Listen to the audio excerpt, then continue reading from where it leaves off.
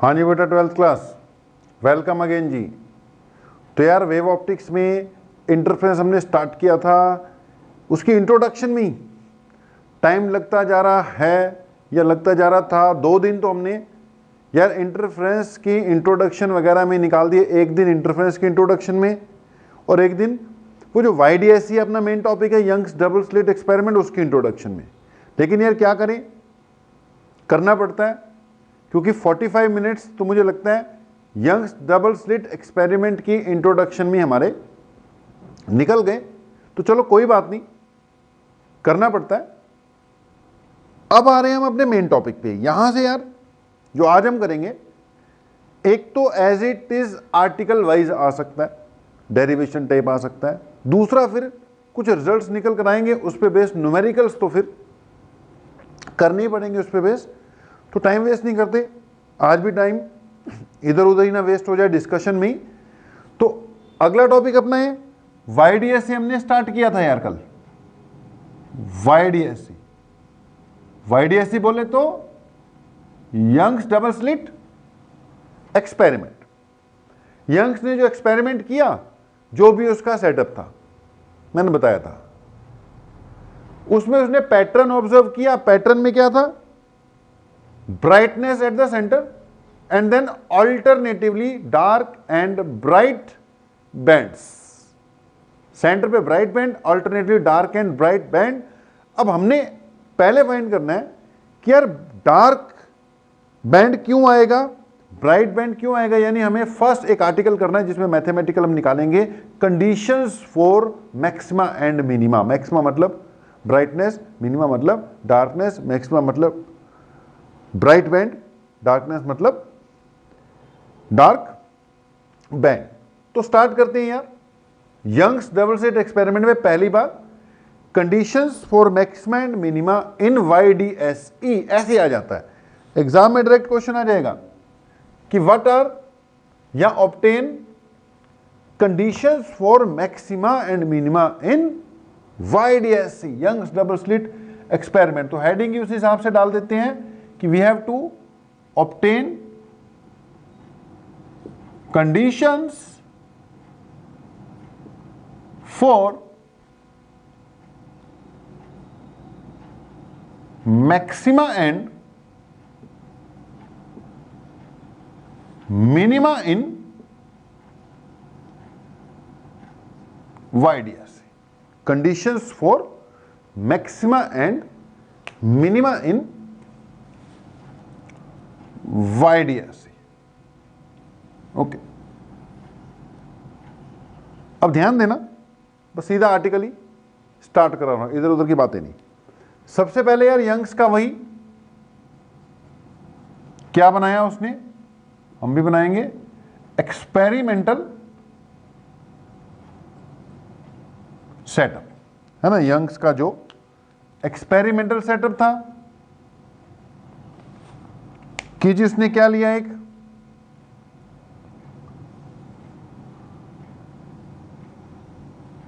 ये स्क्रीन हो गया, ठीक है जी। ये यहां पे उसने कोहेरेंट सोर्सेस ऑब्टेन करने की कोशिश की। ये मेन सोर्स हो गया, ये हो गया S1 और सिमेट्रिकल रखे दोनों, ये S2 हो गया, ठीक है जी। ये मेन सोर्स हो गया, ये स्क्रीन हो गई। ये स्क्रीन, इसको मैं स्लिट प्लेन कह देता हूं, ठीक है, मतलब जिस प्लेन में स्लिट्स हैं। ये स्लिट प्लेन हो गया, डायग्राम बनाना जरूरी। ये स्क्रीन हो गया जी, ये स्लिट प्लेन हो गया। ये सेंटर ऑफ द स्क्रीन है O। ये पता ही है आपको, मैंने बताया था, लिख लेना कि ये कितने mm की थी, 1 mm। ये दोनों स्लिट्स 0.3 mm। दोनों के बीच के डिस्टेंस की जरूरत पड़ेगी इस आर्टिकल में तो नहीं, आगे जरूरत पड़ेगी, लिख देता हूं यार। इन दोनों के बीच का, S1 और S2 के बीच का जो डिस्टेंस है उसको स्मॉल डी से डिनोट करना है हमेशा। इस आर्टिकल में यूज नहीं होगा, अगले वाले में होगा, लेकिन चलो लिख ही देते हैं। और स्लिट प्लेन और स्क्रीन यानी स्लिट्स और स्क्रीन के बीच का जो डिस्टेंस है उसको हमने हमेशा कैपिटल डी से ही डिनोट करना है। ठीक है, बाकी सब बातें आपको क्लियर है। डी क्या हुआ? It is distance between the slits. अब देखो यंग्स ने तो 2 mm रखा था, बाकी अब न्यूमेरिकल आएंगे, कल को कुछ भी बोल सकता है वो, उसके हिसाब से देखेंगे। और डी क्या है? It is distance between slits and the screen. ये स्लिट और स्क्रीन के बीच का डिस्टेंस है, डिस्टेंस बिटवीन द स्लिट्स हो गया जी। ओके, अब ये सेटअप था उसका। ये मान लेते हैं कोई भी हमारा स्क्रीन के ऊपर कोई भी पॉइंट है, पॉइंट ऑफ ऑब्जर्वेशन कुछ भी है। सेंटर पे तो मुझे पता है मैक्स में ही आना है, ब्राइटनेस ही आनी है, लेकिन हमें एक वैसी जनरल पॉइंट कंसीडर करना है। हमें नहीं पता वहां पे अभी मैक्सिमा आ रहा है कि मिनिमा, हमने कंडीशन फाइंड करनी है कि इस पॉइंट P पर कब मैक्सिमा होगा, कब मिनिमा होगा। ये पॉइंट P कब मैक्सिमा होगा, कब मिनिमा होगा, हमने ये डिस्कस करना है। तो बेटा यहां से जब वेव निकली, यहां से जब वेव निकली यहां पहुंची, तो जब ये इस जगह पर पहुंचती है कुछ डिस्टेंस तय कर कर, तो यहां तक पहुंचते पहुंचते इसने कुछ डिस्टेंस कवर किया होगा, कुछ टाइम कवर किया होगा, और कुछ इसका अपना फेस होगा। मान लो जब यहां पहुंची थी, y1 क्या है? फर्स्ट वेव की instantaneous value. y1 first wave की क्या है? इंस्टेंटेनियस वैल्यू है जब टाइम t पे जब ये यहां पहुंची। और यहां से भी वेव पहुंची यार, उसी टाइम पर y2 क्या है? Instantaneous value of the wave from S2 when it reach point P। तो y1 क्या हुई यार? ये इंस्टेंटेनियस वैल्यू ऑफ वेव क्या है? Instantaneous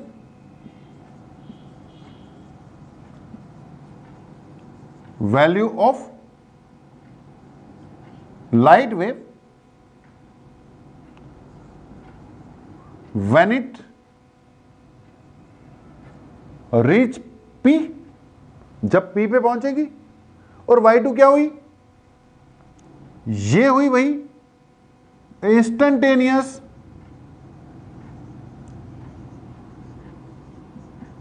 value of wave. ये कहां से थी?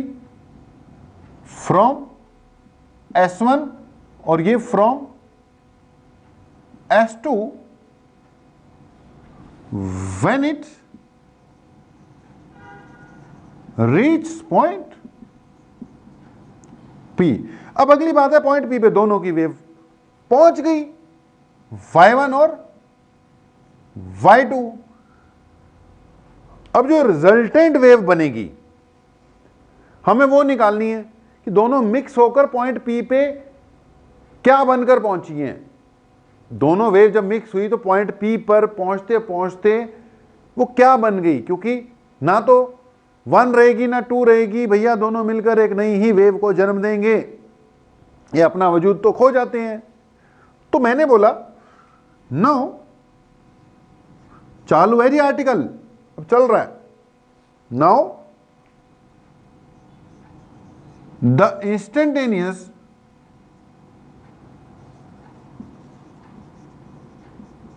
Value of the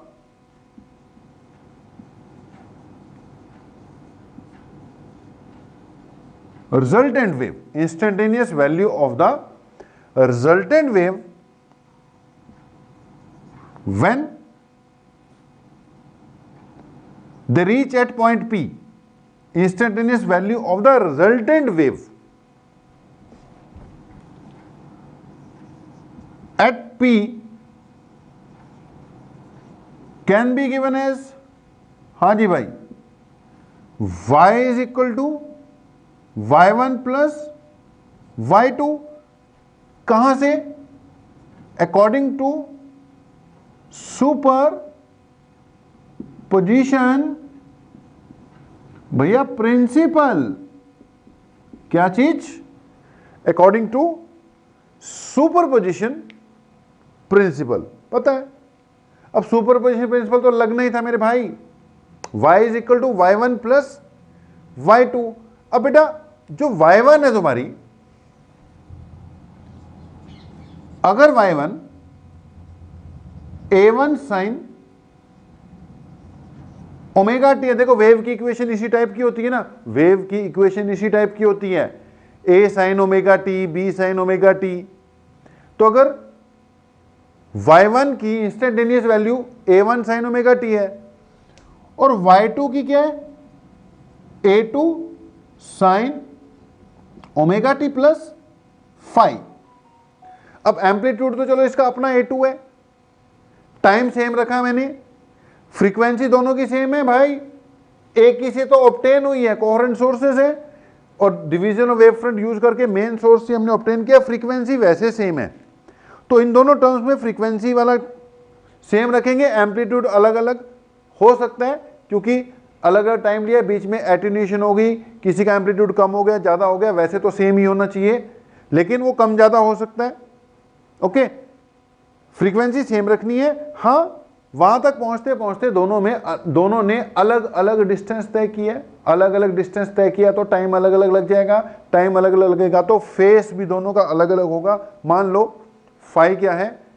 phase difference है। जब पॉइंट पी पर, फेस का ही पंगा है सारा, कोहेरेंट सोर्सेज में सारी फेस की ही बात चल रही थी, तो फेस की ही बात है।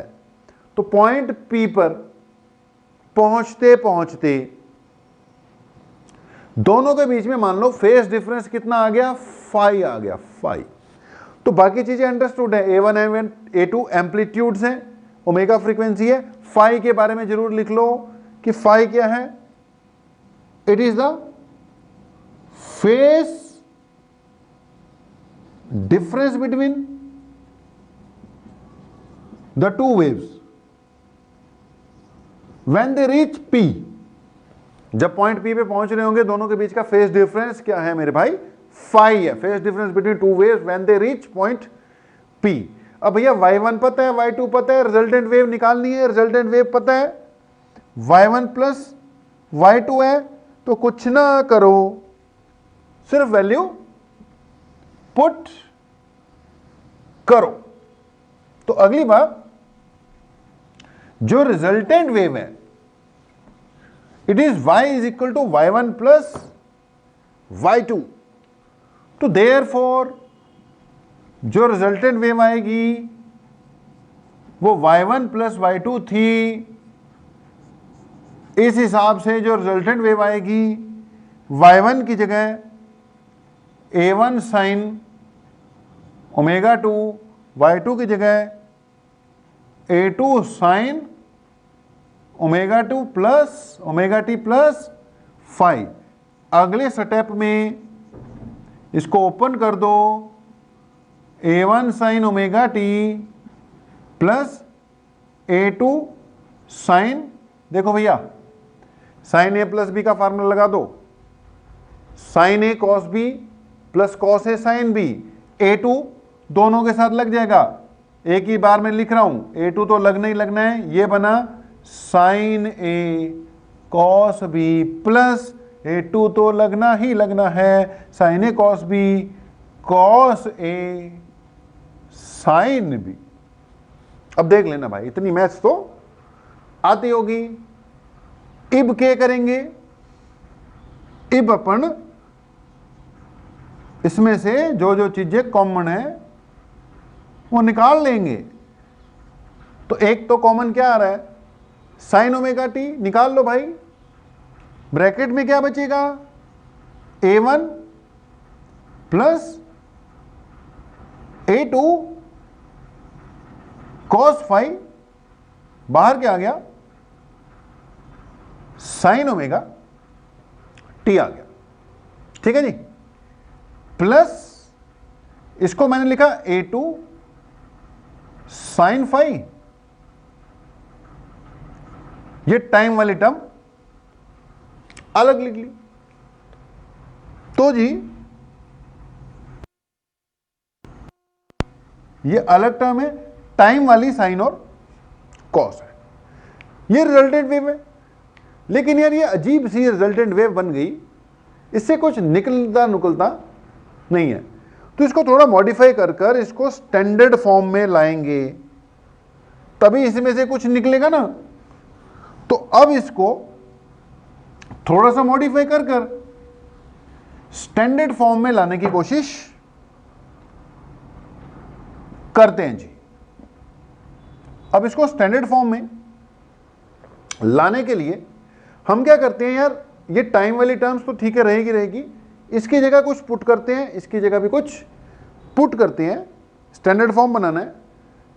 याद रखने के लिए साइन के साथ कॉस वाली टर्म पुट करवाऊंगा और कॉस के साथ साइन वाली टर्म पुट करवाऊंगा, ये स्टेप पे ध्यान देना है, लिख लो नाउ, क्योंकि बेटा स्टैंडर्ड फॉर्म बनाना है। नाउ पुट, भैया पॉट नहीं, पुट, क्या पुट करना है, जो आपका A1 याद रखना भाई, बाद में भी काम आएगा, प्लस A2 cos फाई है, उसको मैं A cos थीटा पुट करना जा रहा हूं, क्यों करा है अभी दिख जाएगा। और जो A2 साइन फाई है, मैं उसको A साइन थीटा पुट करने जा रहा हूं, बस कर दिया आप तो, ओके। तो क्या निकलेगा, ये बनेगा y इक्वल टू, यार इसकी जगह क्या आ गया, इसकी जगह क्या आ गया, A cos थीटा, साथ में क्या है साइन ओमेगा टी, प्लस इसकी जगह क्या आ गया, A साइन थीटा, साथ में क्या है cos ओमेगा टी, ठीक है जी। अब ध्यान से सुनना, ये बन रहा है sine A cos B plus cos A sine B। Omega T को A मानो और थीटा को B मानो, और देखो बहुत इंपॉर्टेंट है भाई, पूरा का पूरा इंटरफेरेंस ये समझ लो, ये जो हम कर रहे हैं बस इसी पर आधारित है जी, इसी पर आधारित है, इसका भी आगे यूज होगा। तो जब मैंने यहां पे पुट किया तो देखो यार क्या बन रहा है, ये बनेगा y is equal to A sine omega T cos theta plus A cos omega T sine theta. अब A तो कॉमन है, ये बना sine A cos B, cos A sine B, मतलब साइन A प्लस B बन गया, sine A cos B plus cos A sine B, sine A plus B sine A plus B। अब ये जो इक्वेशन आ गई है तो वही, लेकिन पहले बड़ी बिखरी बिखरी सी नजर आ रही थी, अब बड़ी सुधरी सुधरी सी नजर आ रही है। अब बिखरे बिखरे में हम क्या निकालते हैं, अब तो सुधर गई, अब इसमें से निकल जाएगा सब कुछ। तो ये एक स्टैंडर्ड वेव इक्वेशन बन रही है, रिजल्टेंट वेव है, हमने थोड़ा मॉडिफाई किया, ये पुट किया, अब ये एक स्टैंडर्ड वेव की शेप ले चुकी है। हम क्या देख रहे हैं कि दोनों मिलकर जो एक नई वेव बनी है वो भी एक प्रॉपर वेव है, जिसका कि एम्पलीट्यूड a है, जिसका इनिशियल फेस थीटा है। फ्रीक्वेंसी को कोई फर्क पड़ना नहीं था, क्योंकि दोनों वेव जो मिक्स हुई हैं उनकी फ्रीक्वेंसी तो सेम ही थी, एक ही से ऑब्टेन की गई है। तो ये एक स्टैंडर्ड वेव है जिसका एम्पलीट्यूड ए है, मुझे क्लियरली मिल गया। तो यहां पे एक लाइन लिख देंगे हम कि वी ऑब्जर्व दैट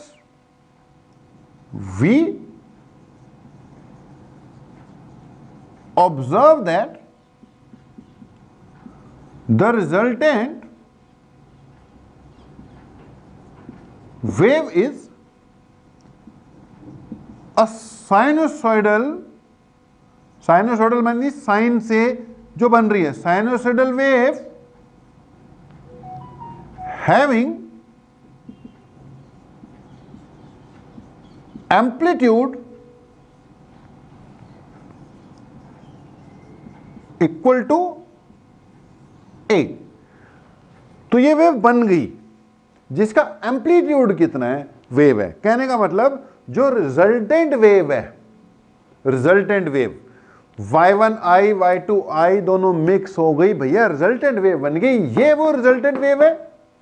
और a इसका क्या है, एम्पलीट्यूड है, amplitude equal to a which can be obtained as, ले आगे लिख ले, ये तो तुमने पहले लिखा ही हुआ है, which can be obtained as. अब रिजल्टेंट वेव का क्या निकालने जा रहा हूं मैं, एम्पलीट्यूड, ये बन गई भाई। इसके नीचे एक लाइन लिख दी सिंपल सी कि यार ये एक रिजल्टेंट वेव स्टैंडर्ड वेव है जिसका एम्पलीट्यूड क्या है, ए है, जो कि हम ये जो बना रखा था इससे निकाल लेंगे। तो which can be obtained as, भैया मैं इसी को मिटाते जा रहा हूं, आपके पास तो आगे आगे आगे कॉपी ही कॉपी है, आप उसमें आगे लिखते जाओ। तो जो रिजल्टेंट वेव है उसका एम्पलीट्यूड क्या है, ए, जिसको कि which can be obtained as. अब आपने ऊपर बना रखा है ना, इसका नाम रख दो कोई, इसको फर्स्ट लिख लो, इसको सेकंड लिख लो, which can be obtained as के नीचे कि फ्रॉम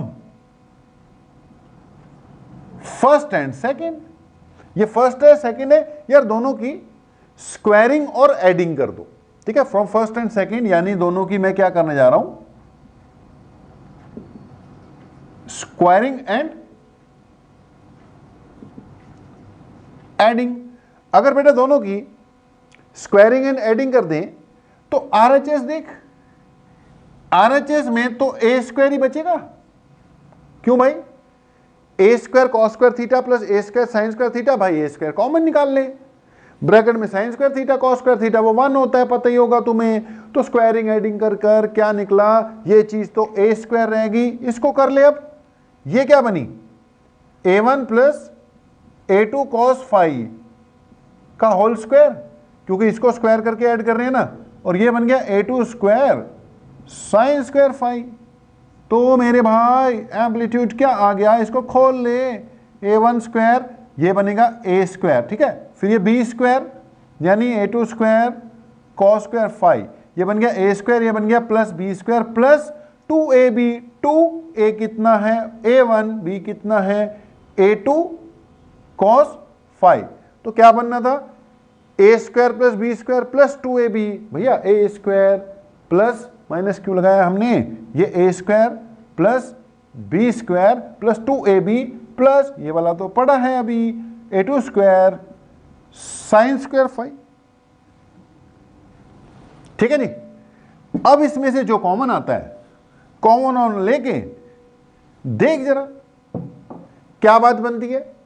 तो आगे इसमें हमने ये स्क्वायर है मेरे भाई, गड़बड़ मत किया कर, ये बन गया a1 स्क्वायर, ये देख a2 square cos square phi, a2 square sine square phi, यार a2 स्क्वायर कॉमन निकाल ले, ये बन गया a2 स्क्वायर प्लस बाकी तो 1 हो गया ना, इन दोनों में से a2 स्क्वायर कॉमन निकाल ले, ब्रैकेट में cos square phi plus sine square phi 1 होता है, वो 1 हो गया।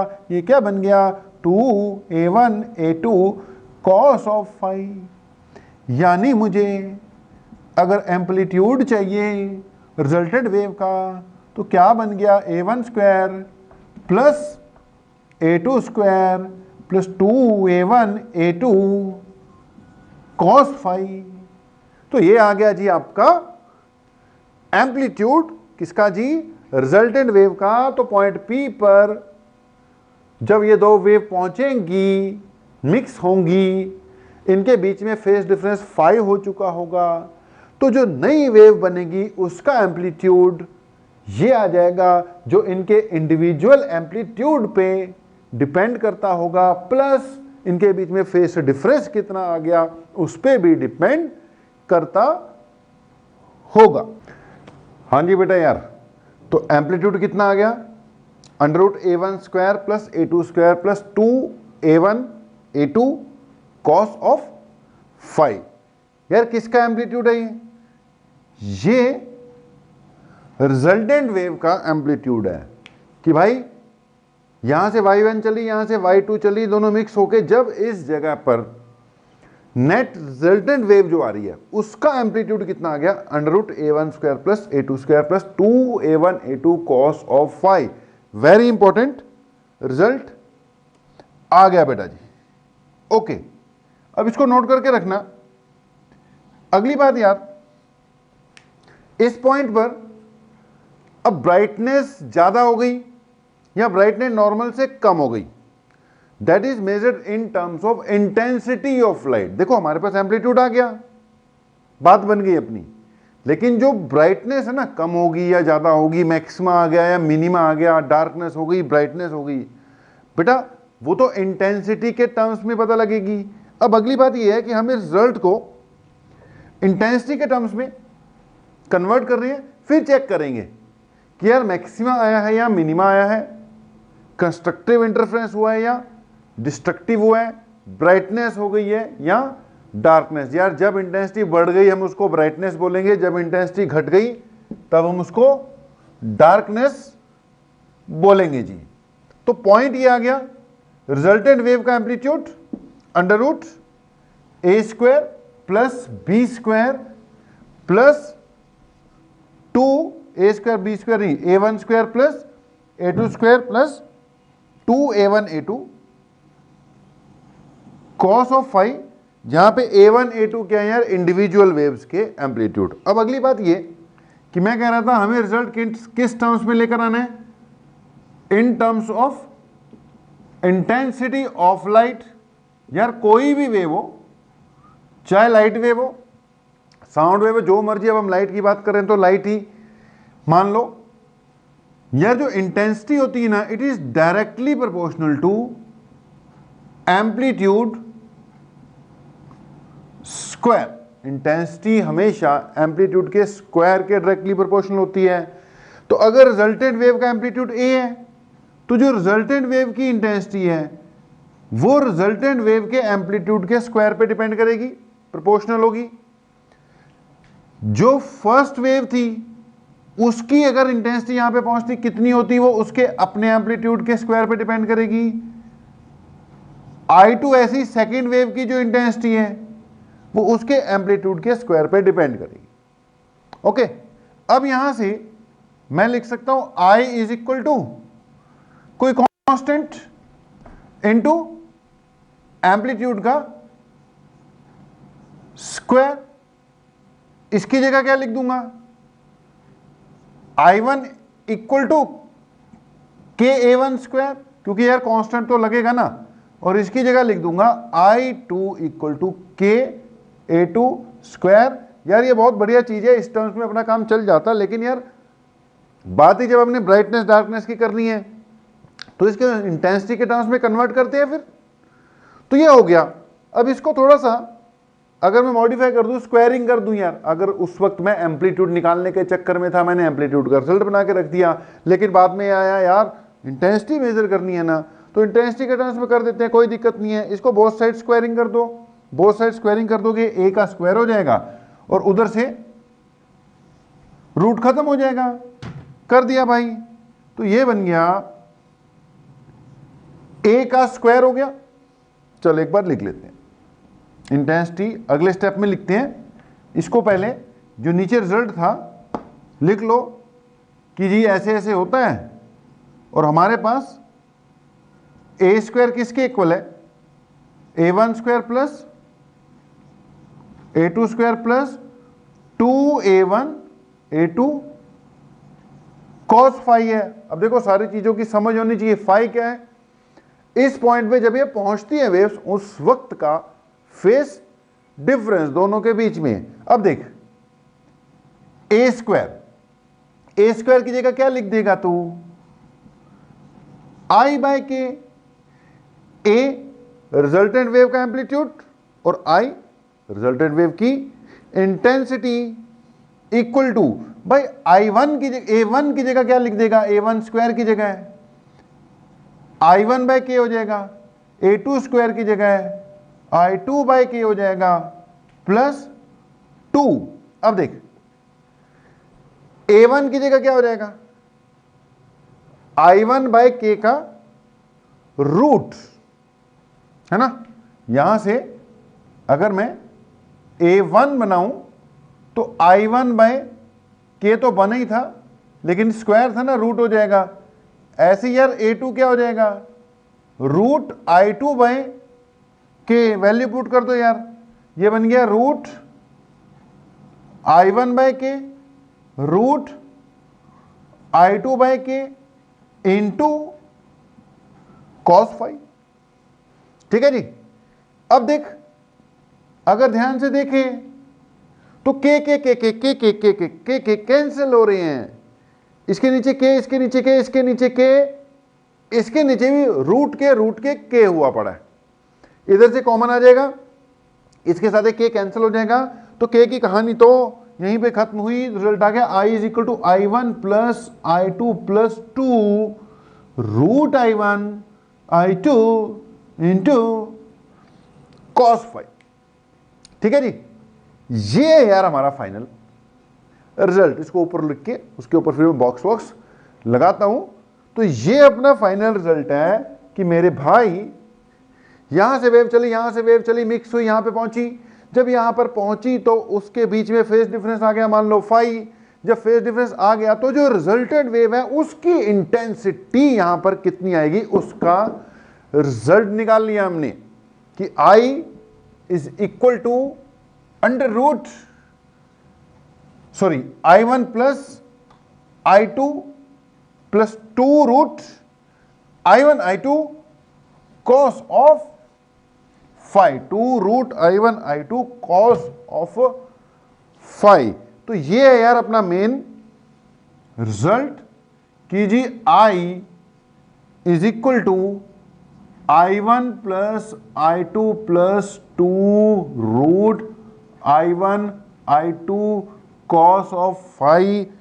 This result gives the intensity of light after mixing, after superposition, after interference at any point on the screen. अलग अलग पॉइंट्स पर फेस डिफरेंस अलग अलग होगा। I1 I2 तो चलो मान लेते हैं कि पहले का एम्पलीट्यूड A1 है, दूसरे का एम्पलीट्यूड A2 है, इसलिए उसकी अपनी अपनी इंटेंसिटी I1 I2 फिक्स है। लेकिन भाई स्क्रीन पे अलग अलग पॉइंट पर जो फेस डिफरेंस है वो अलग अलग होगा, इसलिए जो लास्ट वाली टर्म है आपकी ये वाली, वो सबके लिए क्या हो जाएगी, अलग अलग हो जाएगी।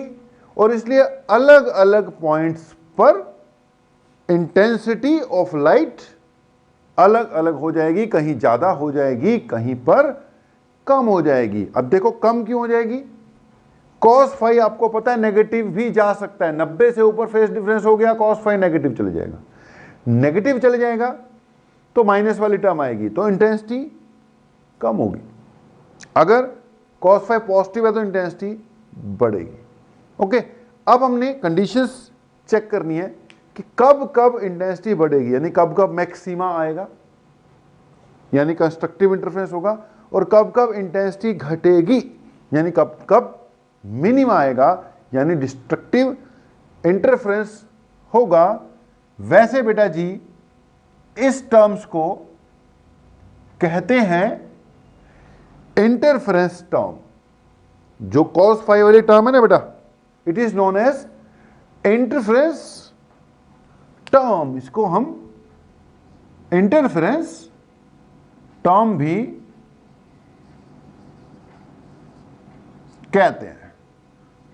ठीक है जी, तो बड़े यार काम की रिजल्ट आया है, काम की बातें चल रही हैं, बस ये लगा लो मजे वाला काम शुरू हो चुका है, उससे पहले इंट्रोडक्शन थी, वो कहानी है, कहानी वानी नहीं। अब तो एक एक एक एक अक्षर जो आ रहा है ना बोर्ड पर, वो सब के सब इंपॉर्टेंट है एग्जामिनेशन पॉइंट ऑफ व्यू से, और सीधा सीधे ही क्वेश्चन आ सकते हैं।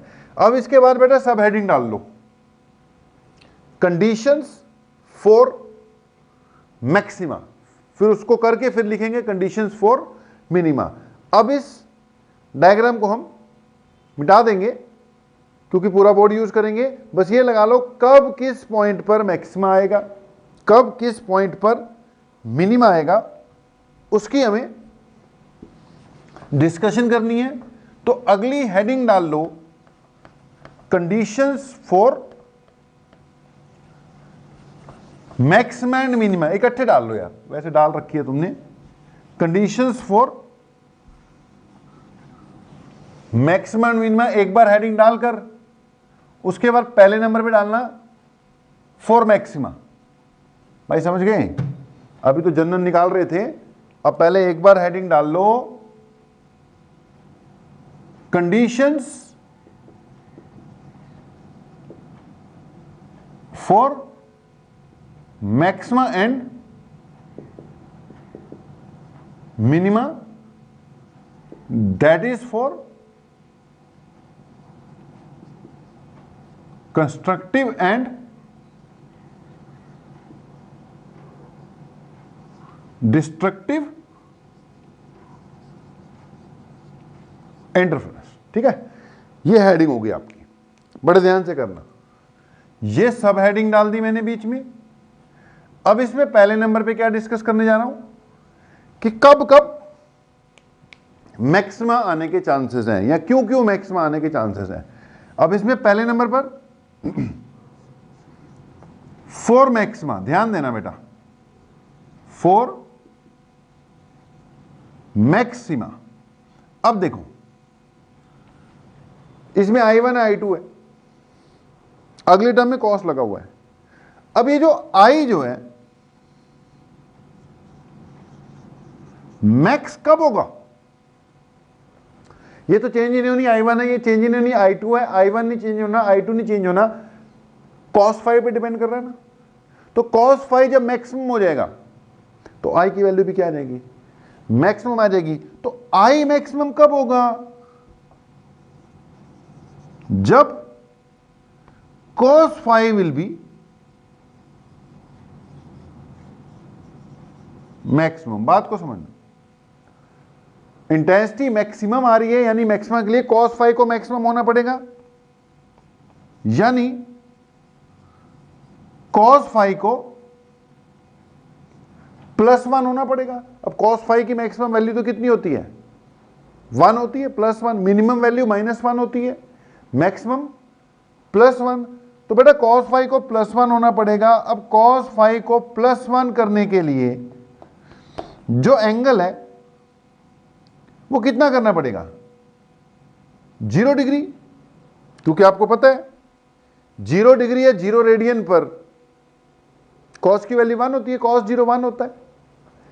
या फिर अगर cos का ग्राफ देखो तो कुछ ऐसा होता ना, 0 पे 1 होता है, उसके बाद 180 पे क्या होता है? -1। ठीक है, 0 पे 1, 180 पे -1 और 360 पे फिर से क्या होता है? 1 होता है। तो बेटा cos फाइव की वैल्यू 1 चाहिए। 1 देख 0 रेडियन पे भी आ जाएगी, 0 डिग्री और 0 रेडियन एक ही बात है, मैं इसको रेडियन मान रहा हूं। ठीक है, 0 रेडियन पे भी आ जाएगी। या फिर अगर फाइव की वैल्यू 2 पाई हो जाए तो भी cos क्या देगा? 1 वैल्यू देगा। अगर ये 4 पाई हो जाए, मैथ वाले बच्चों को जल्दी क्लियर हो रहा होगा, बायो वालों के लिए फिर मैं बता रहा हूं ना, ग्राफ भी बना दिया कि भैया cos 0 की वैल्यू होती है 1, cos 90 की होती है 0, cos 180 की होती है -1, cos 270 की फिर से 0, cos 360 की फिर से क्या होती है? 1। 360 का मतलब 2 पाई पे जाके 1 होगा। ध्यान देने वाली बातें हैं, सुनने वाली बातें हैं, थोड़ा खींच के कराऊंगा बस। 4 पाई या फिर 6 पाई या फिर ये चलता जाएगा। अब आप देख रहे हो 0 आ रहा है, 2 आ रहा है, 4 आ रहा है, 6 आ रहा है, 8 आएगा, यानी इवन आ रहे हैं। अब इसको फिर क्या लिखा जाएगा, फाई क्या होना चाहिए, 2n पाई। ध्यान से सुनना, n की वैल्यू 0 भी हो सकती है, 1 2 3 एंड सो ऑन। n की वैल्यू 0 पुट कर दे तो 0 हो जाएगा भाई, 1 पुट कर दे, n की वैल्यू 1 पुट कर दे तो 2 पाई आ जाएगा भाई, 2 पुट कर दे 4 पाई आ जाएगा, 3 पुट कर दे 6 पाई आ जाएगा, एंड सो ऑन। ये बन गया तुम्हारा जनरल रिजल्ट। क्या हो गया ये, कंडीशन फॉर मैक्सिमा। भाई मैक्सिमा की कंडीशन ये है कि स्क्रीन पर जहां पर भी वेव्स पहुंच रही हैं, फेज डिफरेंस कितना होना चाहिए, या 0 या 2 पाई या 4 पाई या 6 पाई। फेज डिफरेंस होना चाहिए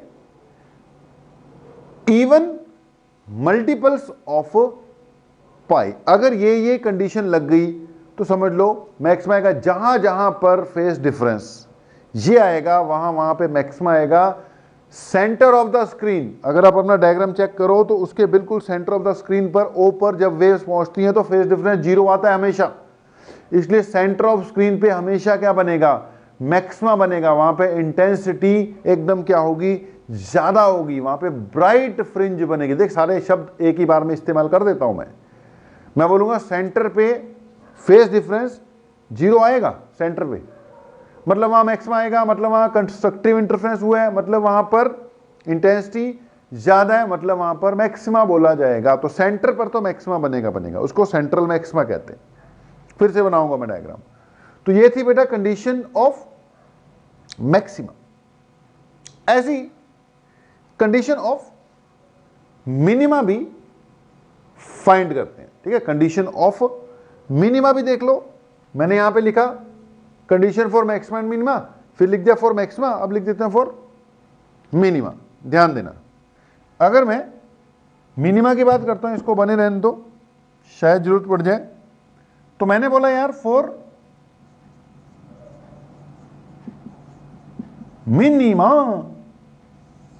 एक है मैक्सिमा, एक है मिनिमा, दो मां है यहां। तो फॉर मिनिमा, भाई मिनिमा के लिए I1 तो I1 है, I2 I2 है, इसको कोई फर्क नहीं पड़ेगा। cos फाई ने पंगा डालना है ना। अगर cos फाई की वैल्यू मिनिमा के लिए I को क्या करवाना है, मिनिमम। अब ये कब होगी, जब cos फाई की वैल्यू मिनिमम होगी। और यार cos फाई की वैल्यू मिनिमम कितनी होती है, -1 होती है। यानी cos फाई की वैल्यू क्या होगी, जब -1 होगी। ध्यान देना, cos फाई की वैल्यू -1 का मतलब फाई जो है या तो 180 डिग्री है। cos फाई -1 करने का मतलब एंगल यानी फेज डिफरेंस कितना आ रहा है, पाई आ रहा है, पाई रेडियन। तो ये तब होगा जब फाई की वैल्यू पाई के इक्वल आएगी। या फिर देख, पाई पे मिनिमम आ गया। अब ये क्या था, 2 पाई, इसमें π/2 और जोड़ेगा तो 0 हो जाएगा। ये 2 पाई है, ये क्या होगा, ध्यान से देख लो, ये 0 है, ये पाई है, ये 2 पाई है, और ये वाला पॉइंट क्या होगा, 3 पाई होगा। चेक कर लो, चेक कर लो, ये 0, ये पाई, 2 पाई, 3 पाई, 4 पाई,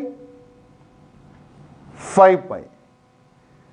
यानी पाई पे मिनिमम, 3 पाई पे भी, 5 पाई पे भी, 7 पाई पे भी, एंड सो ऑन।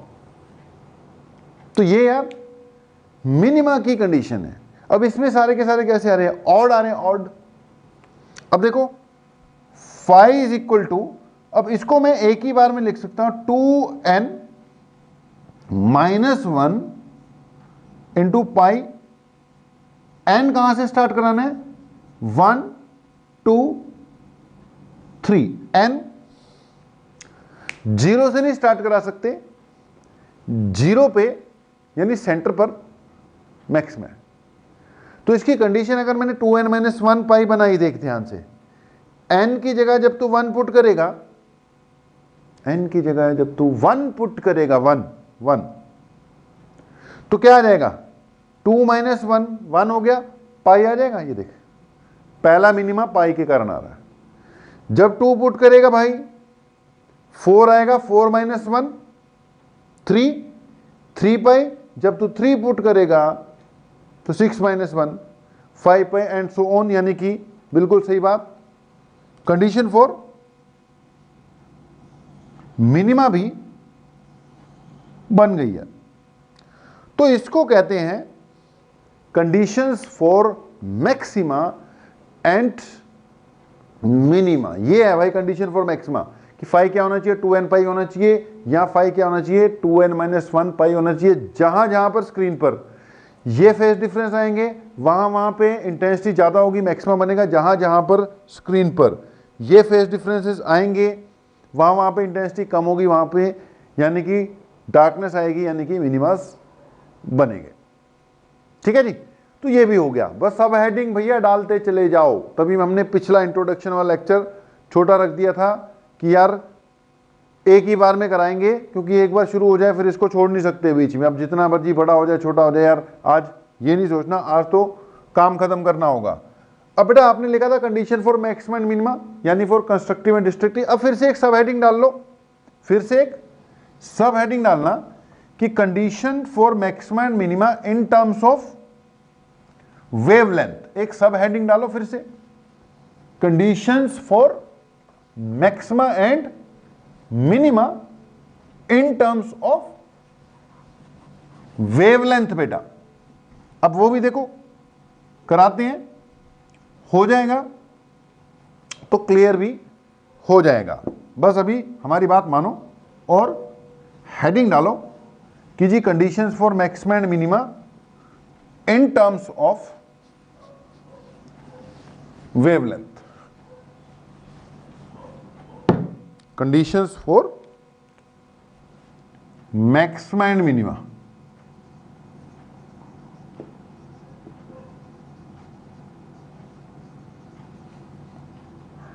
फिर से वही बात, मैक्स मिन, लेकिन बेटा in terms of wavelength. Theory यार खत्म हो जाए इसकी, फिर इसके न्यूमेरिकल्स पर आते हैं। ठीक है, तो condition for maxima and minima in terms of wavelength. अब इसको भी देखो, पहले ध्यान से सुनो यार। अगर फेज डिफरेंस 2 पाई हो, तो अगर आपको याद हो यार 11th वाली बात, हम ना एक तो फेज डिफरेंस की बात करते हैं, एक फिर करस्पॉन्डिंग पाथ डिफरेंस की भी बात करते हैं। यहां साइड पे करा रहा हूं, ठीक है, ध्यान देना यार। ये वेव है, आपको पता है अगर दो वेव्स के बीच में फेज डिफरेंस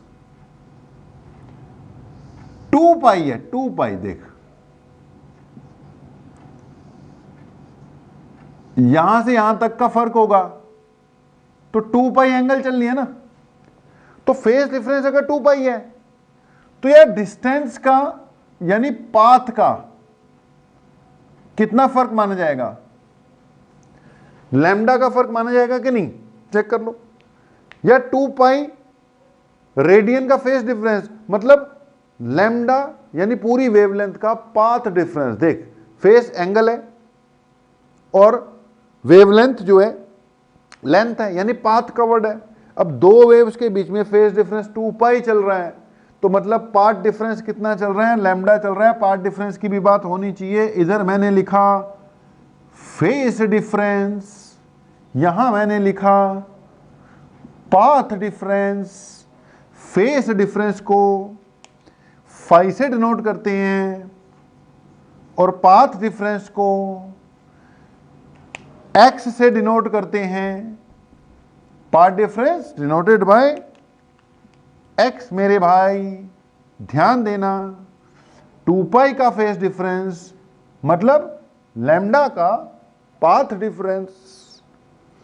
अगर फेज डिफरेंस यानी कि फाई पूरा 1 रेडियन हो तो मतलब ये पूरा लैम्डा बाय 2 पाई मीटर हो जाएगा। भाई दोनों तरफ 2 पाई से डिवाइड कर दिया तो 1 रेडियन का फेज डिफरेंस मतलब लैम्डा बाय 2 पाई का पाथ डिफरेंस, 2 रेडियन का phase difference 2 into lambda by 2 पाई। यार 3 रेडियन का phase difference 3 into lambda by 2 पाई, ऐसे चलता रहेगा। अब ध्यान से सुनना, अगर फेज डिफरेंस 1 रेडियन था तो पाथ डिफरेंस था lambda by 2 pi into 1। 2 radian 2 से मल्टीप्लाई हो जाएगा, ये इधर 3 करूंगा तो ये 3 से मल्टीप्लाई, इधर 5 करूंगा। अगर मेरा फेज डिफरेंस 5 रेडियन है तो करस्पॉन्डिंग पाथ डिफरेंस कितना होगा? लैम्डा बाय 2 पाई इंटू 5 होगा। तो मैं ये समझाना चाहता हूं कि अगर साइड पे समझा दिया मैंने, इसको साइड पे नोट करना, ठीक है, यहां पे वो सिस्टमैटिक लेके आऊंगा। तो मैं बोल रहा हूं कि अगर बेटा दो वेव्स के बीच का फेज डिफरेंस 5 है तो पाथ डिफरेंस कितना हुआ? Lambda by 2 pi into 5। इसको साइड पे नोट कर लो, इसको साइड पे नोट कर लो और फाइनल बात लिख लो कि for a phase difference of 5 radian, ये लाइन लिख लो। फाइनली वही याद करनी है, वो रफ समझाया तुम्हें सब कुछ ताकि क्लैरिटी रहे, ठीक है। For a phase difference of 5 radian corresponding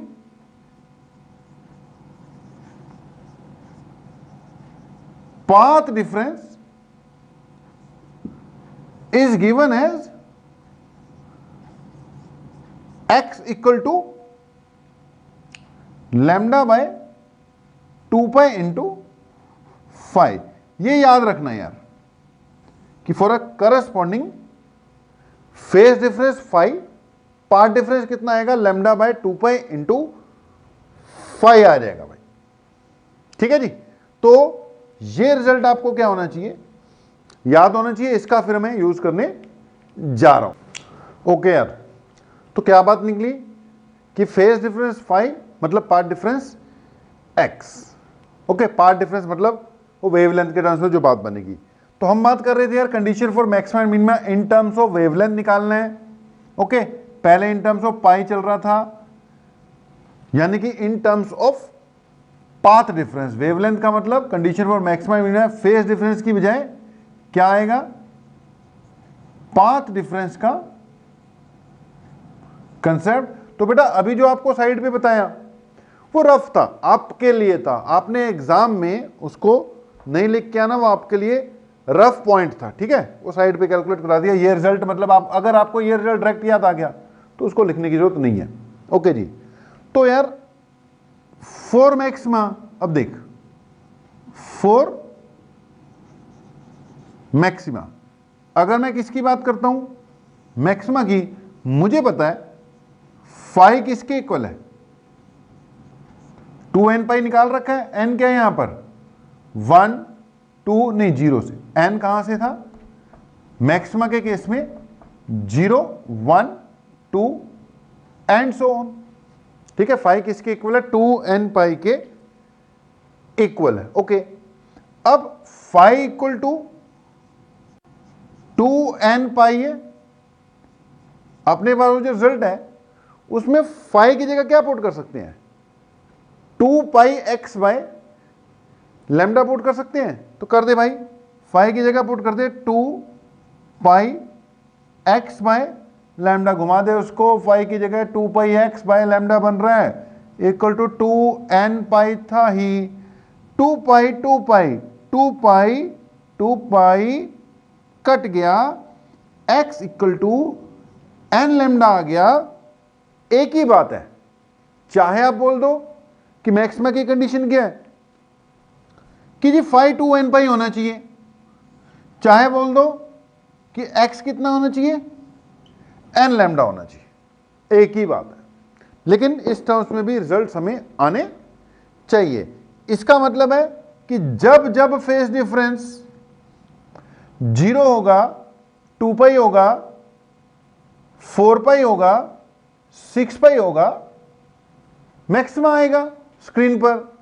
और ये कह रहा है कि भाई जब जब, यानी जहां जहां पाथ डिफरेंस 0 होगा, लैम्डा होगा, देख n 0 पुट किया तो 0, n 1 पुट करना है, देख n तो 1 ही है ना, 0 के बाद 1 पुट करेगा तो लैम्डा आ जाएगा 2 लैम्डा, 3 लैम्डा, तब क्या आएगा, मैक्सिमा आएगा। तो दोनों ही मैक्सिमा की कंडीशन है, जिस टर्म्स में मर्जी लगा लो, न्यूमेरिकल्स में दोनों का यूज होगा।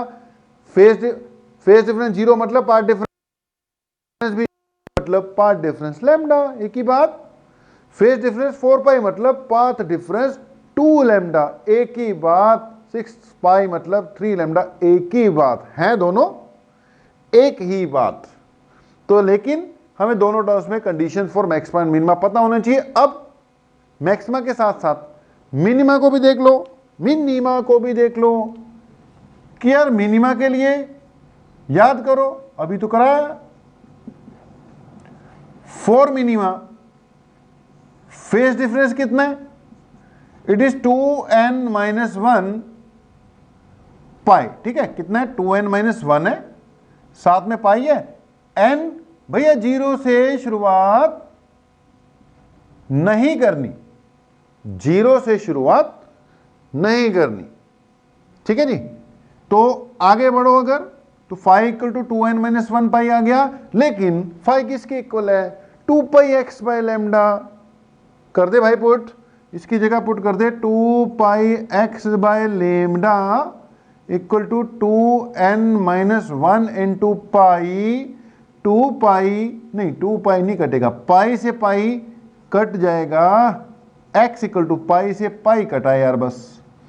तो x क्या बना, 2n-1, ये ऐसी है, लेमडे को ऊपर भेजो, नीचे आ गया 2, ये क्या हो गई, कंडीशन फॉर मिनिमा।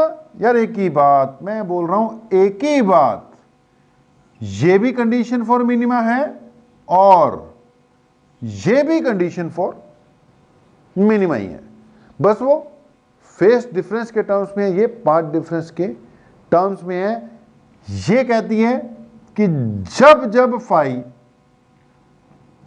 पाई होगा, क्योंकि सबसे पहली वैल्यू 1 से शुरू करना है, पाई आएगी, 3 पाई होगा, 5 पाई होगा, 7 पाई होगा, तब स्क्रीन पर मिनिमा आएगा, तब स्क्रीन पर मिनिमा आएगा। ये कहती है कि जब जब देख, पाई का मतलब लैम्डा होता है, फिर नहीं, पाई का मतलब लैम्डा बाय 2 होता है, 2 पाई का मतलब लैम्डा होता है ना, पाई का मतलब लैम्डा बाय 2 होता है। 3 पाई का मतलब देख ले, पाई पे लैम्डा बाय 2 है, 2 पाई पे लैम्डा बाय 2 और जुड़ गया, 3 पाई पे लैम्डा बाय 2 और जुड़ गया, 3 बार लैम्डा बाय 2 जुड़ गया यार, 3 बार लैम्डा बाय 2 जुड़ गया, 5 बार लैम्डा बाय 2 जुड़ गया, क्योंकि पाई का मतलब लैम्डा 2, 7 बार लैम्डा बाय 2। तो ये कहता है कि जब जब पाई 3 पाई 5 पाई होगा तब तक मिनिमा आएगा। ये कहता है जब जब पाथ डिफरेंस लैम्डा बाय 2 होगा, 3 लैम्डा बाय 2 होगा, 5 लैम्डा 2 आएगा, तब स्क्रीन पर मिनिमा आएगा। तो अल्टीमेटली आपको क्या पता होना चाहिए, conditions for maxima and minima clear होनी चाहिए। मैक्सिमा की कंडीशन, मिनिमा की condition in terms of path difference as well as phase difference बिल्कुल क्लियर होनी चाहिए। तो जो मेन टास्क था अपना वो क्या था जी, conditions for maxima and minima calculate करना, ऑब्टेन करना। अब इन पॉइंट्स को थोड़ा समझना भी पड़ेगा। एंड माइंड में ये पॉइंट्स आपके प्रॉपरली क्या होने चाहिए यार, फिट होने चाहिए। एंड प्रॉपरली ये सारे पॉइंट्स आपके माइंड में फिट होने चाहिए। अब उस सारी सिचुएशन को एक बार मैं क्रिएट करूं तो देख, हम कहते हैं ये स्क्रीन है, ठीक है जी, ये स्क्रीन है। स्क्रीन के सेंटर पर जितनी भी वेव्स पहुंचती है ना, उनके बीच का फेज डिफरेंस 0 आता है, ठीक है। फेज डिफरेंस 0 का मतलब पाथ डिफरेंस भी 0 आता है। यानी यहां पर क्या आएगा, मैक्सिमा आएगा, ब्राइटनेस, ठीक है। उसके बाद कुछ पॉइंट ऐसे आएंगे जहां पर पहुंचते पहुंचते फेज डिफरेंस पाई हो जाएगा। यानी कि आप करस्पॉन्डिंग, अभी मैंने लिखा था यहां पर, देखते जाओ, फेज डिफरेंस जहां पे पाई है मतलब वहां, यानी यहां पर स्क्रीन पर क्या आएगा, ये मैक्सिमा था, क्या आएगा जी, मिनिमा आएगा, यानी कि डार्कनेस आएगी, यानी डार्क फ्रिंज बनेगी। ओके, उसके बाद दूसरी साइड पे भी बेटा, स्क्रीन के दोनों साइड, सेंटर पे जितनी भी वेव्स पहुंचती हैं उनके बीच में फेज डिफरेंस 0 होता है। इसके आइदर साइड जितनी भी वेव्स पहुंचती हैं उनके बीच का फेज डिफरेंस, यहां पाई आ रहा है तो यहां पे भी एक पाई वाली सिचुएशन आएगी, यानी लैम्डा वाली। यानी सेंटर पे मैक्सिमा और दोनों साइड पे मिनिमा। ये तो हमने पहले भी पढ़ा था कि सेंटर पे मैक्सिमा होता है, फिर मिनिमा आते हैं, फिर से मैक्सिमा होते हैं, अल्टरनेटिवली चलते रहते हैं। लेकिन अब कंडीशन के साथ लिख रहा हूं भाई मैं कि यहां पे पाई लैम्डा 0 0 पाई लैम्डा। उसके बाद आगे एक पॉइंट आएगा जहां पे फेज डिफरेंस 2 पाई हो जाएंगे, ठीक है। यानी कि पाई का मतलब क्या था, यहां गलत लिख दिया यार, पाई का मतलब लैम्डा बाय 2 है मेरे भाई। 0 पाई का मतलब lambda by 2, lambda by 2 minima की कंडीशन है ना, तो लैम्डा बाय 2 होना चाहिए था। 2 पाई का मतलब पूरा पूरा लैम्डा, फिर आ जाएगा 3 पाई का मतलब 3 लैम्डा बाय 2, 3 पाई मतलब 3 लैम्डा बाय 2। यानी स्क्रीन के दोनों ओर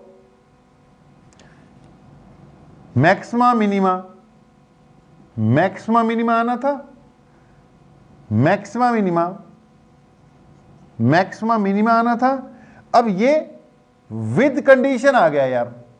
यहां मिनिमा क्यों आ रहा है, क्योंकि यहां पे फेज डिफरेंस कितना है, 3 पाई है, और पाथ डिफरेंस कितना है, 3 लैम्डा बाय 2 है। यहां मैक्सिमा क्यों आ रहा है, क्योंकि यहां पे फेज डिफरेंस कितना आ गया होगा, 2 पाई आ गया होगा। अब ये चीजें आपको एकदम क्लियर होनी चाहिए।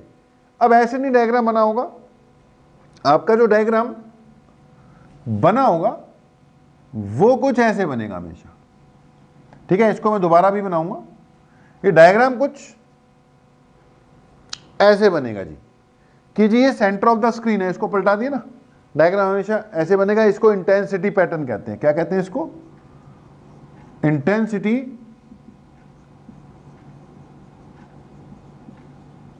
पैटर्न कहते हैं, ठीक है, इंटेंसिटी पैटर्न। इंटेंसिटी पैटर्न की खास बात कि सेंटर ऑफ द स्क्रीन पे फेज डिफरेंस 0 है, मतलब यहां पर मैक्सिमा बनेगा, ठीक है जी। क्या बनेगा, मैक्सिमा, ओके। और अगला जो पॉइंट आएगा फेज डिफरेंस पाई वाला आएगा, उससे अगला जो आएगा 2 पाई वाला आएगा, उससे जो अगला आएगा 3 पाई वाला आएगा, फिर 5 पाई वाला, एंड सो ऑन। ऐसी बेटा इस तरफ फेज डिफरेंस कितना आएगा, पाई, उसको माइनस पाई लिख देते होते हैं, या 2 पाई, ये नेगेटिव में बस शो कर देते हैं क्योंकि नेगेटिव साइड पे किया, -3 पाई -5 पाई। वेवलेंथ के टर्म्स में अगर लिख दो तो पाई का मतलब लैम्डा बाय 2 हो गया, ये लैम्डा हो गया, ये 3 लैम्डा बाय 2 हो गया, 5 लैम्डा बाय 2 हो गया, ये lambda by 2, lambda, 3 lambda by 2, 5 lambda by 2, minus इनके साथ शो कर देते होते हैं। तो इंटेंसिटी पैटर्न कैसा बनता है यार, सेंटर पे इंटेंसिटी मैक्सिमम है और फिर मिनिमम हो जाएगी। 2 पाई वाली पोजीशन पे इंटेंसिटी फिर से मैक्सिमम हो गई, 3 पाई वाली पे फिर से क्या हो गई, मिनिमम हो गई, 5 पाई वाली पे फिर से क्या हो गई, मैक्सिमम हो गई, और ऐसे ही आगे मिनिमम हो जाएगी। ये इंटेंसिटी पैटर्न बन गया जी आपका। यही आ जाता है 2 नंबर में, draw the intensity pattern and label it. आपने ड्रॉ करना है, नीचे लेबलिंग करनी है बस। कभी 1 नंबर में आ गया, कभी 2 में भी आ जाता है, 4 बातें और पूछ लेता है तो 2 नंबर में भी आ जाता है। ओके, तो मिनिमम यहां फिर क्या आ जाएगा, फिर से मैक्सिमम आ जाएगा, यहां पे फिर से क्या आ गया, मिनिमम आ गया, और आगे फिर से क्या आ जाएगा, मैक्सिमम आ जाएगा। तो बात भाई आगे बढ़ती जा रही है, सारी बातें हो गई। हमने condition for maxima and minima भी फाइंड की, आ गई। Condition for maxima and minima याद होनी चाहिए। मैक्सिमा के लिए फाई क्या होना चाहिए, 2n पाई, या फिर x कितना होना चाहिए, n लैम्डा।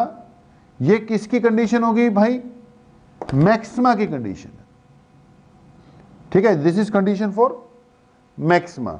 मिनिमा के लिए फाई होना चाहिए 2n माइनस 1 पाई, या x होना चाहिए 2n माइनस 1 लैम्डा बाय 2। एक ही बात है, ये किसकी कंडीशन हो गई भाई, मैक्सिमा की, और ये किसकी कंडीशन हो गई, मिनिमा की। ओके जी, तो ये इसका क्या हो गया, इंटेंसिटी पैटर्न हो गया। इसको क्या कहते हैं, इसका ये लिखा हुआ है इंटेंसिटी पैटर्न। अब इंटेंसिटी पैटर्न में से भी कई बातें निकल कर आ रही हैं। पहली बात, अगर ये भाई बड़े छोटे बन गए हो पता नहीं लगता, तो बड़े छोटे नहीं है, सारे बरोबर होने चाहिए। इन सब की हाइट क्या होनी चाहिए, इक्वल होनी चाहिए। यानी जितनी भी इंटेंसिटीज आती है ना बेटा, ये सब सेम इंटेंसिटी के होते हैं। मतलब जितने भी मैक्सिमाज हैं वो अपना सेम इंटेंसिटी के, जितने भी मिनिमाज हैं वो अपने सेम इंटेंसिटी के होते हैं। फिर से सुन लो, ये जो पैटर्न मैंने बनाया इसमें भाई ये जो हाइट है ना इनकी, सबकी क्या होनी चाहिए, इक्वल होनी चाहिए। क्योंकि इनकी जो इंटेंसिटी होती है सारे मैक्सिमास की क्या होती है, सेम होती है। सुनते जाओ यार, अब क्या करें, अब बड़ा हो रहा है लेक्चर, लेकिन अब ये वाली बात तो मैं क्लोज खत्म करके ही क्लोज करूंगा फिर इसको। ठीक है जी, कुछ नोट पॉइंट्स हैं, वो फिर नोट पॉइंट्स देखते हैं, अभी बताने हैं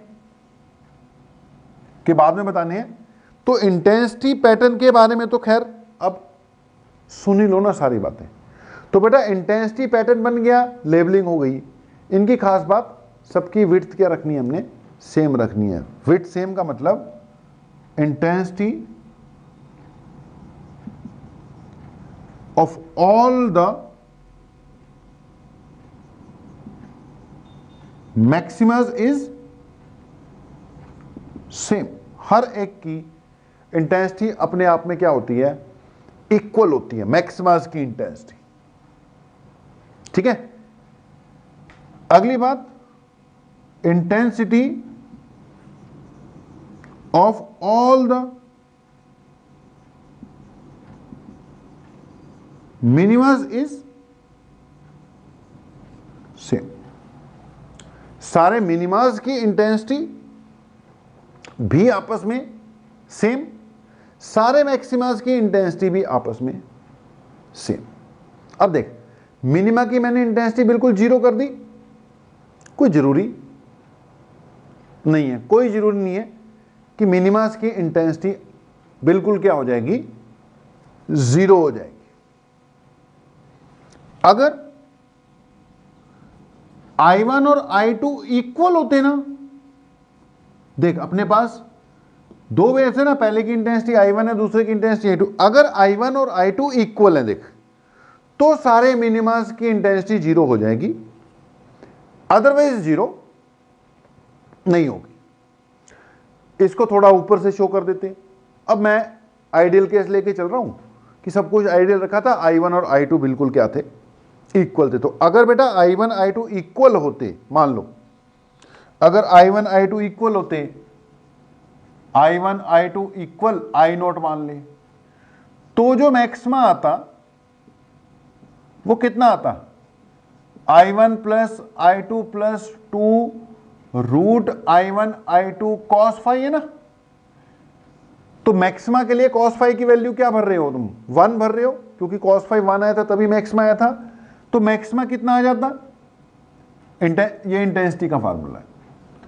तो यहां से मैक्सिमा कितना आ जाता बेटा, इसकी जगह I0 भरते, इसकी जगह भी I0 भरते, इसकी जगह देख मैक्सिमा के लिए 2 अंडर रूट I0 I0 बाहर आ जाता, ये रूट I0 यार I0 स्क्वायर होके बाहर आ जाता, 2 2 जा नहीं, रूट I0 बाहर आके I0 स्क्वायर 2 I0 रह जाता, cos फाई तो 1 हो गया।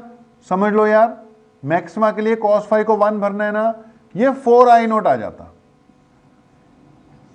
गारंटी नहीं है हमेशा 4 I0 आएगा, स्पेशल केस कर दिया ना। अगर दोनों की इंटेंसिटी इक्वल हो तो 4 I0 आ जाएगा, यानी ये मैंने आइडियल वाला केस लिखा, तो ये 4 I0 है। और अगर इस केस में मिनिमा देखना हो तो मिनिमा कितना आ जाता, ये I0 होता, ये cos फाई की वैल्यू -1 होती, ये I0 आता, cos फाई वैल्यू की -1 होती, और ये आ जाता रूट I0 I0 का स्क्वायर, I0 बाहर -2 I0 आ जाता। यार ये आता 0, करके देख लो, cos फाई की वैल्यू -1 पुट कर दो, और I0 प्लस 2 I0 रूट के अंदर, cos की वैल्यू माइनस थी, अगली टर्म नेगेटिव हो जाएगी, आंसर क्या आ जाएगा 0। तो अगर बेटा दोनों की इंटेंसिटी सेम रख दो, हमने तो आइडियल, यंग्स वाले ने तो आइडियल केस में किया सब कुछ, तो वेव भी एक से उठा रहा है, तो दोनों की इंटेंसिटी तो सेम ही रहेगी ना, मेन सोर्स एक था S, उसी से S1 S2 बनाए थे ना, तो तब जरूर यहां पे मैं टच कर दूंगा, आपने यही बनाना है ऐसे डायग्राम, वैसे मैंने बता दिया जरूरी नहीं है। अगर I1 I2 इक्वल ना हो तो जो मिनिमा होता है वो बोला तो मिनिमा जाएगा, लेकिन बिल्कुल डार्कनेस जीरो नहीं होती, कम हो जाती है, और ये 4 I0 नहीं आएगा। हाँ, आपने ऐसा पैटर्न बनाना है। अभी बातें इसमें करने के लिए और भी हैं, लेकिन वो अभी कराऊंगा तो समझ में आनी बंद हो जाएंगी, या अब तक समझ में आना बंद हो ही चुका होगा। तो भाई मेरे पिछले 15 मिनट का जो लेक्चर था ना, लास्ट वाला रिजल्ट रूल जब आए थे, वो जबकि ज़्यादा इंपॉर्टेंट था, तो अगर लेक्चर लंबा हो गया और आपको कंसंट्रेशन नहीं बनी, तो वैसे ही मैं बोलता होता हूँ कि 2 पार्ट में देख लिया करो। तो पिछले 15-20 मिनट का जो लेक्चर था, यानी इसका जो लास्ट पार्ट था, वो बहुत ही ज़्यादा जरूरी था। अगर उसमें सैचुरेशन से आ गई, ना समझ में लग रहा हो, तो भाई उसको दोबारा देखो, लेकिन लास्ट का पार्ट भी उतना ही इंपॉर्टेंट था। अभी बातें और भी हैं, लेकिन मैंने कट शॉर्ट कर दिया। आज यहीं पे क्या करता हूँ, क्लोज करता हूँ। जो इसका लास्ट में डिस्कशन है ना, अभी बाकी है, वो फिर नेक्स्ट लेक्चर में लेकर आता हूँ, क्योंकि फिर वही बात, फिर समझ में लगना बंद हो जाएगा, मज़ा नहीं आएगा, क्योंकि बहुत इंपॉर्टेंट रिजल्ट्स हैं जिनको हमें डिस्कस करना है, न्यूमेरिकल में काम आएंगे। तो नेक्स्ट लेक्चर न्यूमेरिकल्स के साथ ही आते हैं, कुछ रिजल्ट्स हो जाएंगे, साथ में क्या लगा देंगे, न्यूमेरिकल्स भी लगा देंगे। ठीक है, लेक्चर अपना कंप्लीट हो जाएगा, और उसके बाद देखते हैं किधर को चलेगी अपनी गाड़ी। तो अभी यहीं पे क्लोज। लेकिन आज का पूरा लेक्चर, ये लगा लो एक भी अक्षर ऐसा नहीं है जो इंपॉर्टेंट ना हो, everything important from examination point of view. तो थोड़ा ध्यान से करो, जरूरत पड़ती है 2 पार्ट में देखो, जरूरत पड़ती है 2 बार देखो भाई, स्पीड बढ़ा के देखो, स्पीड घटा के देखो, लेकिन एक एक चीज क्लियर होनी चाहिए। ठीक है जी, तो आज के लिए इतना ही, मिलते हैं ब्रेक के बाद। आप लोगों का बहुत बहुत धन्यवाद, थैंक यू वेरी मच।